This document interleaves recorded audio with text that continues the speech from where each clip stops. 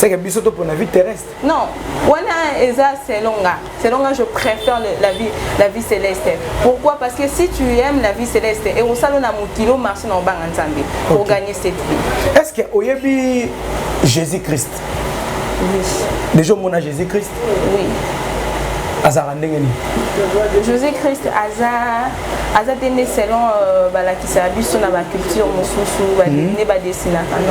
Jésus a mis sous Naïmi Balé, il a deux couleurs différentes, mon est bleu, mon est vert. Et à Isaac, il a Kotobuka, Nama Komunae. Au moins, à 42 000, surtout il y a 42 000.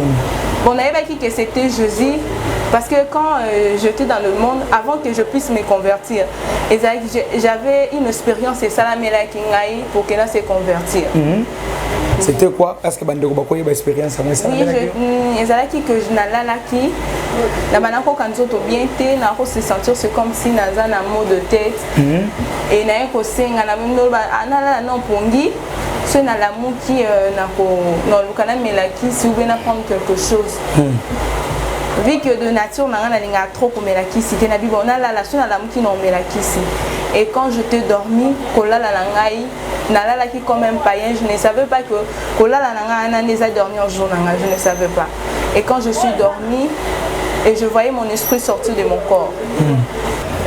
J'étais donc quand nous avons mon kili, nous avons top modèle. Oui, top modèle. Nous avons top modèle, nous avons côté pour la peine dans bang nzambete, nous avons côté pour la peine dans la crainte ya nzambete, nous avons côté pour la plus na masum avant que naïa maye sumasia. Et après quand Yambananga Yesu est à travers un homme de Dieu que je salue de loin. C'est à travers lui, il y a une mutation qui n'a pas eu sur le corps ici. À travers lui, des mutations qui n'a évangéliser qui n'a bon qui est un peu difficile parce que n'a pas qu'on dit mélange et ça qui vraiment difficile parce que n'a pas ça qui va moment mon corps avec cet homme à bako le kaka qui n'a se repentir mais n'a pas qu'on ça y opportunité en a parce que je marche pas dans la crainte de Dieu. Je marchais dans le péché, je m'habillais tellement très mal. Est-ce que maman Déborah, une question, est-ce que ce que tu as vu dans aussi avant Jésus, est-ce que la différence est allée et pas Yesu bon, différence est tellement. Et je ne regrette pas d'avoir accepté Jésus-Christ dans ma vie. Je ne regrette pas. Parce que différence est à ma casse. Parce que vie chrétienne vie chrétienne na vie nanga le passé est différent. Parce que vie chrétienne nanga plus est na makambu ebele oyo échanger na vie nanga. Et ça m'a rebellé, changé na bon moyen nanga, habillement nanga et Dieu premièrement la vie chrétienne n'a réussi pour gagner beaucoup d'écolo. Donc et ça vraiment différent la vie païenne nanga. Donc je ne peux jamais changer ma vie chrétienne. OK. Ce qu'on pona yo na vie céleste, na vie terrestre, ce que batungo opona vie ni.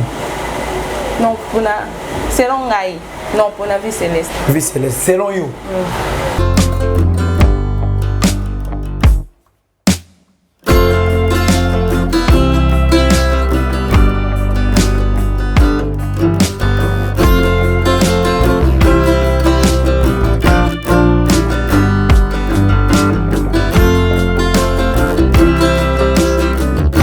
Shalom, shalom à vous les enfants de Dieu. C'est bien moi votre frère, le pasteur Israël Nash. Je vous salue au nom de Jésus. Je suis précisément à Kinshasa. Naza responsable à Ophelina. Jésus est mon papa.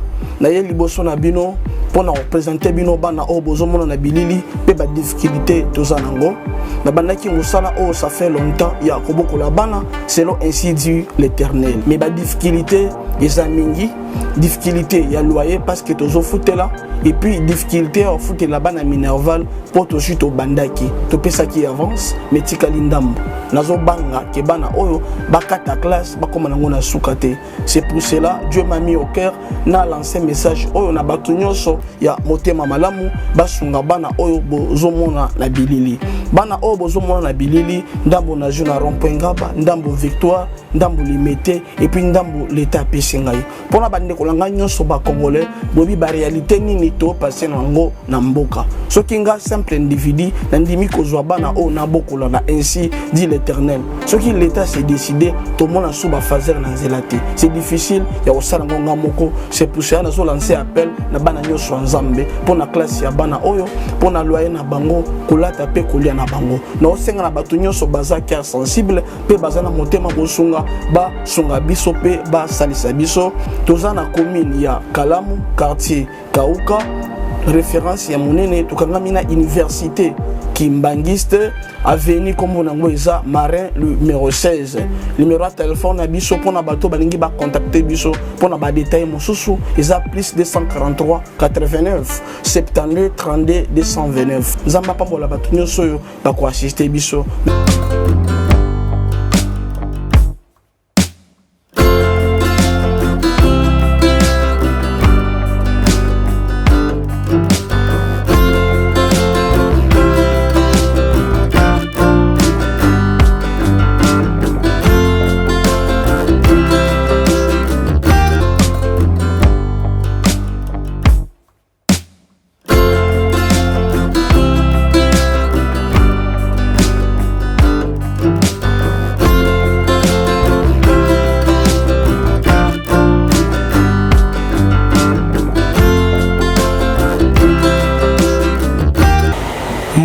Balandia EHP Media, boza ebele bozolanda ya bino émission, chaîne na bino o édifia kabino, chaîne oboyeba kamaka nzambe, loko la Bible zoloba, vous connaîtrez la vérité et la vérité vous affranchira.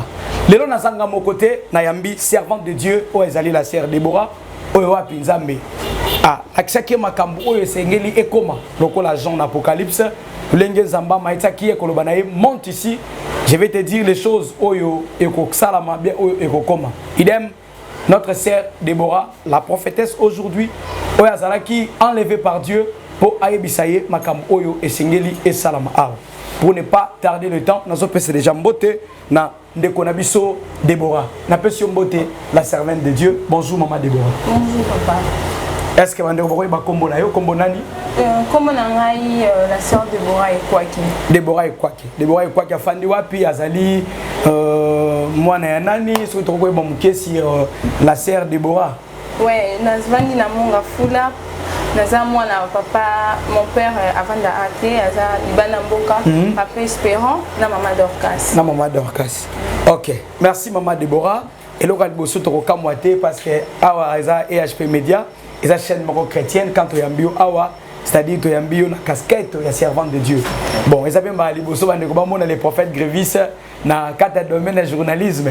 En tout cas pour tenir de se regarder, il y a des fois to yambara batu, il faut biso moko to tide to yeba eske bato yo ya solo bambazo le ote pa na nzambe be ote pa na nzambe te parce que mokile toni na makabebele yango mo le prophète Grévis a s'est décidé ya ko yamba la servante de Dieu to kozana ba question to ko tuna ye restez branché au kozala jamais décis.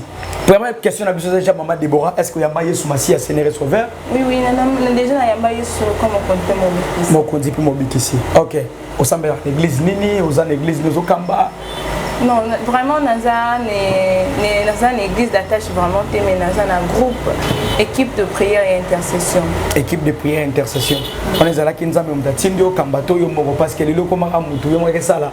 Groupe non, ils ont équipe auto et l'église au bazar faible de la évangélisation, tout est bango.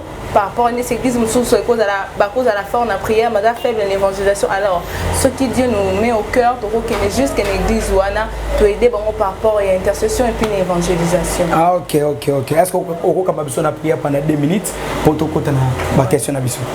D'accord. Seigneur Dieu d'Abraham, te péchons merci Seigneur parce que il a monté Zaki hasard. Il serait baki que Père, tu es dans la présence na yo na moment où nous avons recommandé moment où entre tes saintes mains. Seigneur, laisse que nous surtout école moment où anesika où est dans le sang de Jésus-Christ et puis protection na yo et régner dans le nom de Jésus. J'en suis prié. Amen. Amen. les dieux d'Abraham. C'est Abraham Ming. Mais à ça, les dieux d'Abraham, les dieux d'Isaac et les dieux de Jacob. Les dieux de Jacob, c'est quand ça va déborater. Non, à ça, penza menangai, à ça, penza menayo. À ça, penza menangai. Ok. Première question, c'est Déborah a commis servante de Dieu Ndengeni. Bon, Nazaki, premièrement dans le monde. Nazaki dans le monde, j'étais donc Nazaki non mon kili, Nazaki top modèle.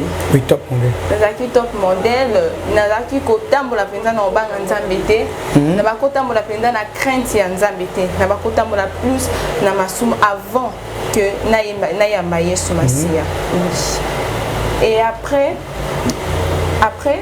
Koyamananga Yesu ezalaki à travers un homme de Dieu que je salue de loin. C'est à travers lui, il y a des mutasunga qui n'aillent na yamba Yesu le quoi me conduire mon bikisi.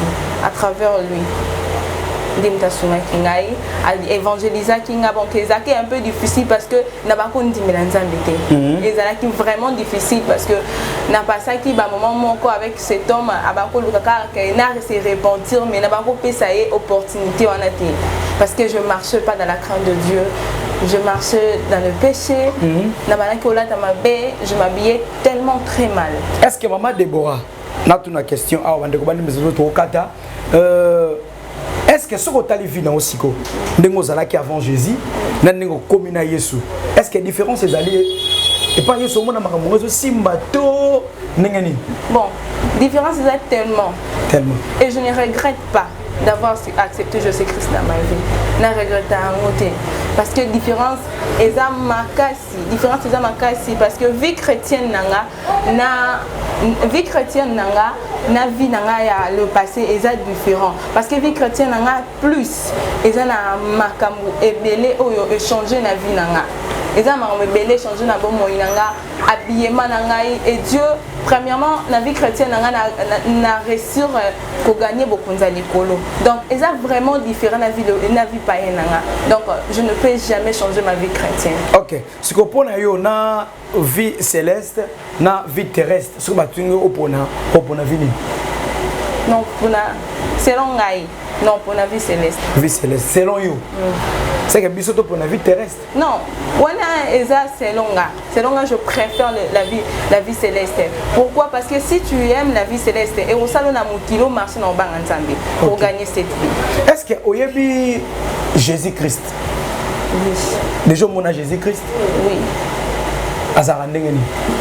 Jésus-Christ Aza tene selon la qui s'habille sur la culture mususu ne ba dessiner non Jésus Aza na mis sur na mi balé et ça deux couleurs différentes moko eza bleu moko eza vert et awani eza ya kotobuka na makolo na ye au moins ka ondeni soto yeba ka ondeni bon na yeba que c'était Jésus parce que quand j'étais dans le monde avant que je puisse me convertir j'avais une expérience et ça la mela kingai pour qu'elle se convertir.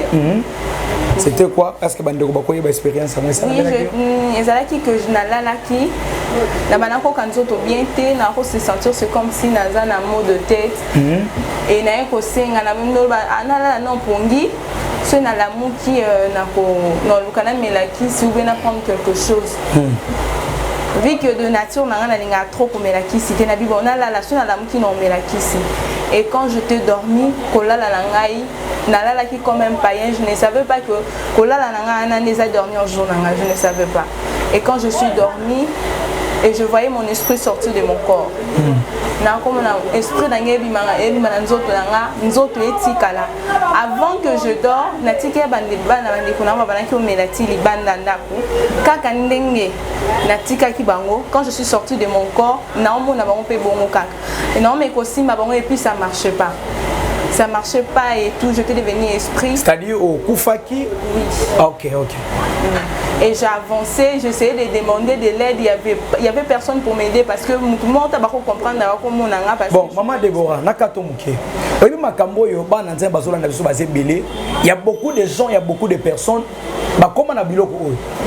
C'est-à-dire, aïe, ce qu'il y a internet, il y a TV, comme on a battu na kufaki na lamukaki, vous voyez, c'est ça. Et ce qu'on dit, c'est que confiance. Mokomo na sima bana nzamba komi kolela bana nzamba komi ko sala bango boy na ebité. Est-ce que maman de Borosa d'abord mariée ou bien célibataire? Non, je suis pas mariée, je suis célibataire. Vous êtes célibataire. OK.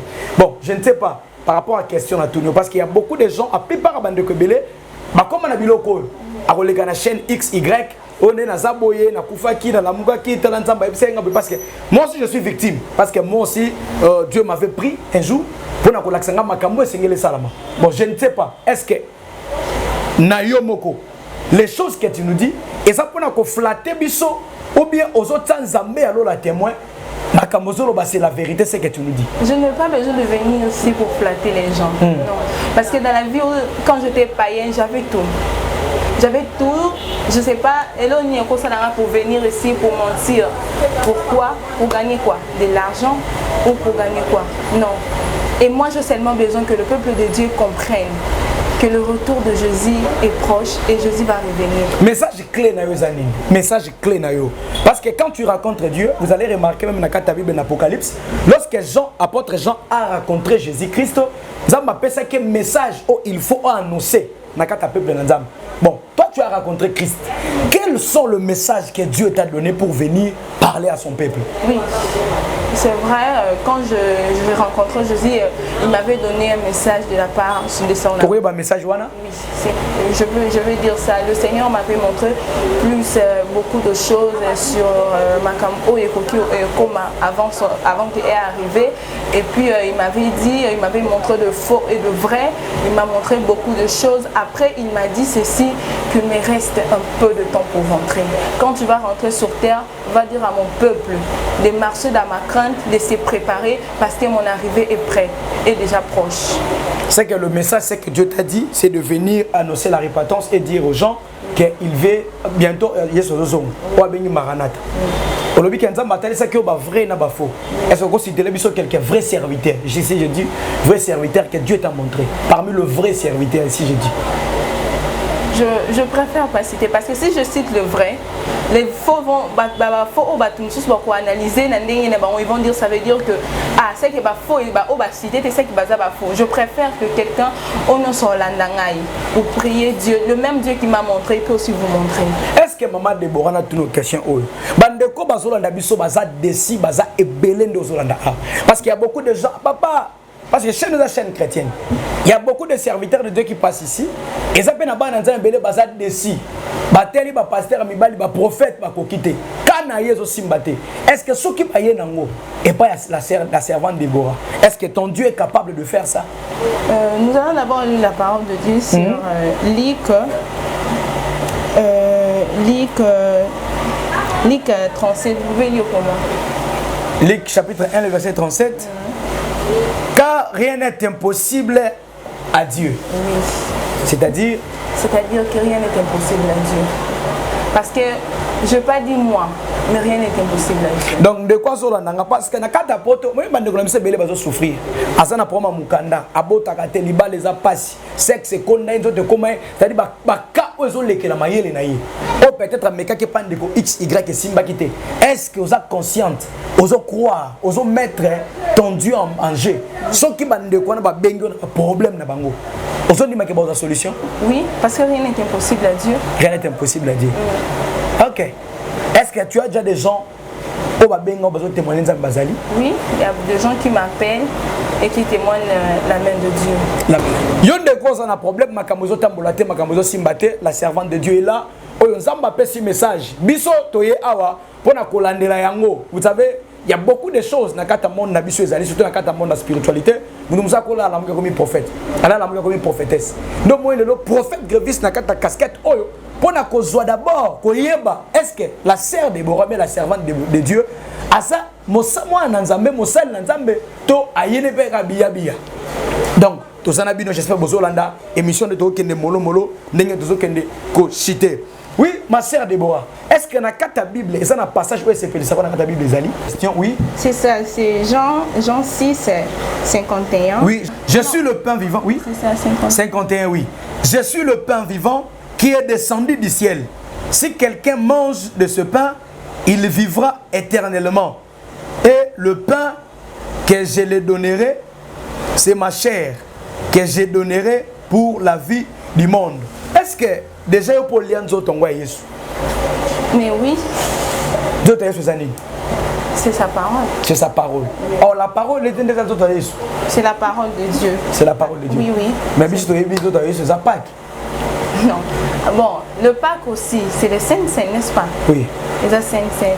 Mais quand la Bible nous parle de la chair, je vois aussi la parole de Dieu. La parole de Dieu. Oui, je vois aussi la parole de Dieu parce que celui qui écoute la parole de Dieu, et si c'est lui qui mange la chair. Je vois ça, j'explique ça, c'est la parole de Dieu.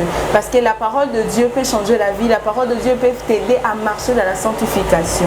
C'est pour ça que j'aime trop ces versets, parce que le verset ici me pousse. Parce que pour manger d'abord la chair de Dieu, tu dois marcher dans la crainte de Dieu. Bon, comme on va Déborah, parce qu'il y a beaucoup de jeunes filles basano na basinga luketu basana ba mayaka. Est-ce que eloko ni noko porter na bandeko basano na kata vie ba mini-jupe, bandeko basano na kata vie loenge okoyebisa bango nini? Parce que de comment tuni biso le prophète tuni la biso maman Déborah, passage à Jésus revient bientôt banda bakoko na biso abotama ezala toujours yesonga ya karate ya kangama na mbouteillage to kangama ndenge nini. Qu'est-ce que tu peux dire na bandeko bazola na biso par rapport ya message aux Nzamba pesio pour na annoncer la bandeko? Oui, par rapport au message expliqué pour na bato baloba que Jésus a sous et depuis loba ya raté lelo, parce que quand moi je te parti une expérience, c'est que le Seigneur m'avait amené. Jésus m'avait dit qu'il me reste une semaine pour rentrer.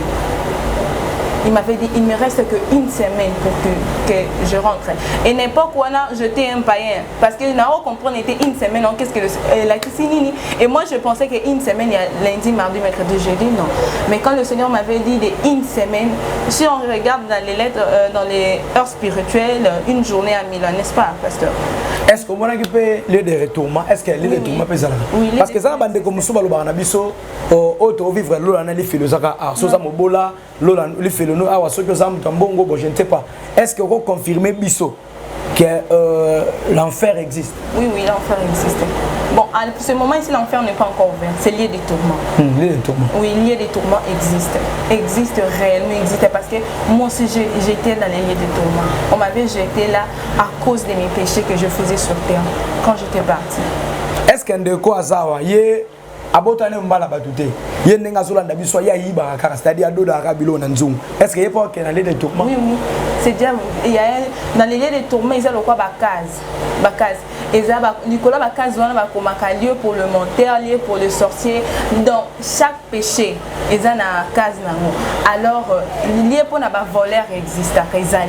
Donc quand tu voles automatiquement sur coup finalement au moins que tu puisses te repentir avant que tu fasses. Mais sur coup finalement ça n'a aucun lieu de tourments. Lié pour na menteur. Est-ce que ce qui va y aller au moutou? L'anda question bien. Bayeli au moutou a koufi. Bakene na morgue. Basel autopsie mi chopono se bimi. Baye na ye. Baluki numéro to benga servant de Dieu. Au sambe la pone moutana on pourquoi pas? Dans le nom de Jésus-Christ, tout est possible. On comprend la question à tout le monde. Question à tous les autres répondre par oui ou non. Non, oui ou non.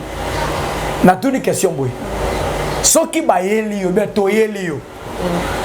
To qui attend à Saint-Joseph.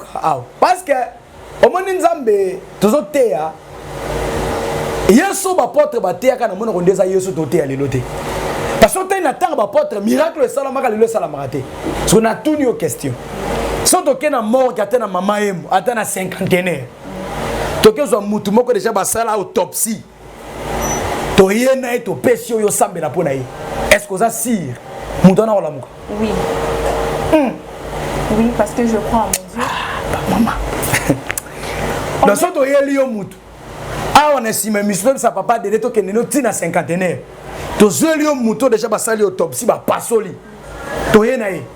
Ah on sait quoi? Mais Dieu est capable de tout faire. Parce que pourquoi pas un miracle, oh, et Salama dans la Bible, ça peut se faire aussi.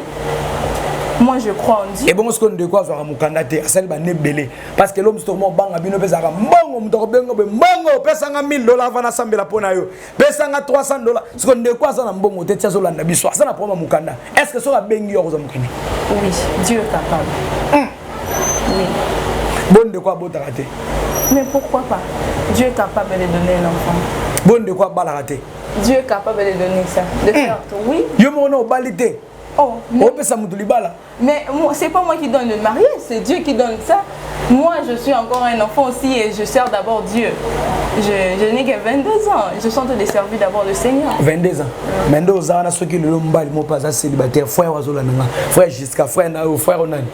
Comme Kiminga frère moi c'est pas la paix de célibataire. Alors bala onim. Si c'est la volonté de Dieu. C'est la volonté de Dieu. OK. Merci beaucoup. Zamba Pambola Bino, tout ça qui est servante de Dieu, la sœur Déborah. N'habitez pas de contact na yo, vous besoin de numéro. Ou à s'intéresser à quoi ben yo, ceux qui m'ont ezali, vous besoin de numéro na yo. Oui, je ne pense pas en tête. On a tout dit. OK, bande ko ba comme numéro par rapport il y a numéro il y a notre sœur Déborah. Tolandi biso so bien. Tolandi ndenge ni so oyo la sœur Déborah a lobby pe a peseli. Si vous en avez quelque chose à koloba, oyo ko mango na commentaire ce que vous allez peut-être na quelque chose à koloba. Mais on préfère parce qu'il y a des servantes de Dieu au Nzambe alingi alobela biso alobela biso nanzela na ye. Je ne sais pas ce que vous en conseillez mon koloba na bande gozo na biso poto komina suka ya émission na biso. Oui, je parlerai à propos de la part du Seigneur. Le message que je vais donner, le message clé au peuple de Dieu de se préparer parce que le Seigneur avait dit qu'il reste qu'une semaine pour qu'il rentre.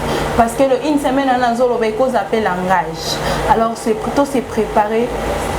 Les églises, tout est sur la répatance, tout préparer le peuple de Dieu car Jésus va revenir pour bientôt.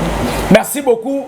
Zambe apambola bino encore les sous koloba pona lelo to suki awa. Ce qu'on a c'est pas une émission oyo, c'est la biso like, so s'abonner quitter, s'abonner dans notre chaîne EHP Media. Vous avez la chaîne chrétien et le belaka makamuna Nzambe na continuer ce couple ça merci na couple EHP Media pour cette confiance au bozaki na envers nous ce qui est azongité to zanga te kokuta encore na prochaine émission. À très bientôt. Bye bye.